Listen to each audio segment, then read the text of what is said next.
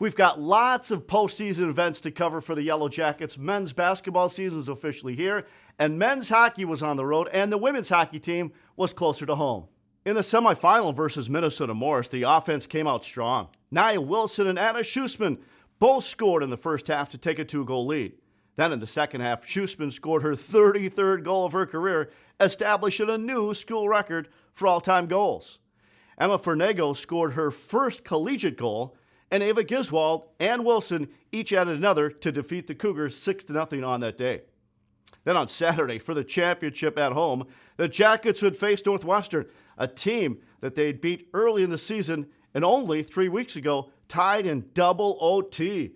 But this would be the third and final that these two teams would meet this year.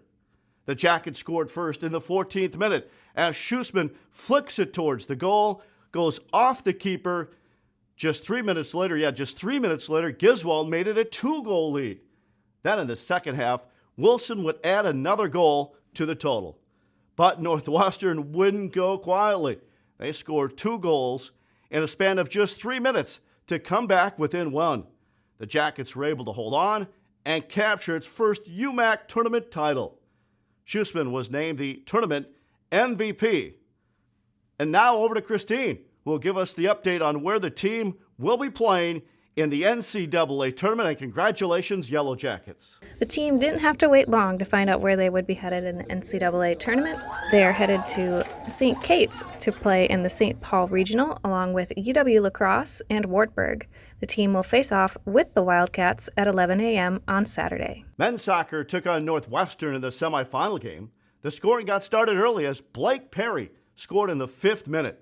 Brandon Conklin sent it in off the corner kick, and Harry Ambler headed into the back of the net. Then in the second half, Nikolai Stoker scored, and Blake Doye had 2 back-to-back goals. With 4 minutes left, Northwestern would get one back, but it wouldn't be enough. The Jackets were headed to the championship game by defeating the Eagles 5-1. For the championship game, they would play Bethany Lutheran, and we all knew this was going to be a fight to the very end of this match. The Vikings would get on the scoreboard in the first 37 seconds. Yes, 37 seconds. But the Jackets weren't going to let that get to them as Doye scored the equalizer in the 20th minute. Only 8 minutes were left in regulation as Alex Paredes was issued a red card.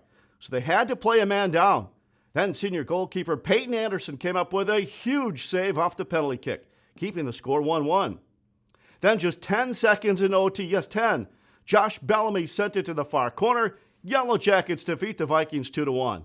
Back over to Christine now, where the men will play in the NCAA tournament. Congratulations, Yellow Jackets. The men had to wait a little longer in their selection show, and they found out that they will play Washington University of St. Louis in the first round of the tournament for the Chicago Regional, along with host North Park and Carleton.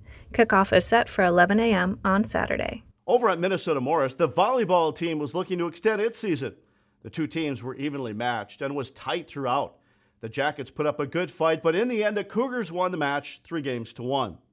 Alexi Preet had 23 kills, and Megan Holtz closed her career with a double-double of 29 assists and 16 digs. Cassie Teff also had a double-double with 13 kills and 21 assists. They finished the season at 12-17. Congratulations on a good season. The men's basketball team opened its season with the Merrill Thompson Classic on Friday night against Finlandia at Mertz Motorelli Gym. The Jackets shot 51% from the field as they defeated the Lions 97-52. Sophomore Javon Walker led the team with 19 points, 9 assists, and 5 steals. Then on Saturday, they would take on St. John's for the championship. The Johnnies established a lead quickly that the Jackets couldn't recover from. St. John's outscored the Jackets 33-22 in the second half to win the tournament title 67-45. Up next, they'll host St. Norbert at 1 o'clock on Saturday. The men's hockey team still on their long road trip to start the season. They were at St. Mary's on Friday night. The Jackets scored once in each period, but it wasn't enough as St. Mary's picked up the win 4-3. Miles Hector finished the game with 26 saves on the night for the Yellow Jackets. Over at St. Olaf on Saturday night, the team was looking to get back in the win column. The Jackets got on the board early, with Chad Lopez burying it at the right post. They quickly added 3 more goals in the first period to make it a 4-goal lead on the road. The Ole's scored in the second period, but the Jackets answered right back. Then in the third, St. Olaf would quickly add 2 more to make it a 5-3 game. But Lopez would score again to get the win 6-3.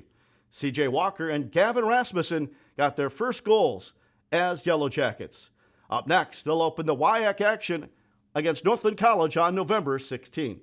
Tuesday night, the women's hockey team took on their bridge rival, the College of St. Scholastica. And the Jackets never trailed in the game and defeated the Saints 3-2. Freshman Emma Booth scored the game-winning goal on a power play during the second period. Now, this is the first time in 8 seasons the team won its first 3 games to start the season. Then on Friday night, they hosted Hamlin.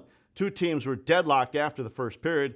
Then in the second period, the Pipers would convert 2 power plays to make it a 2-goal lead. The Jackets trying to make a comeback as Megan DuLong would score in the third period to cut the lead. But the Pipers' defense was too much as they defeated the Jackets 2-1. Up next, they'll be at UW Eau Claire on Saturday to open WIAC conference action.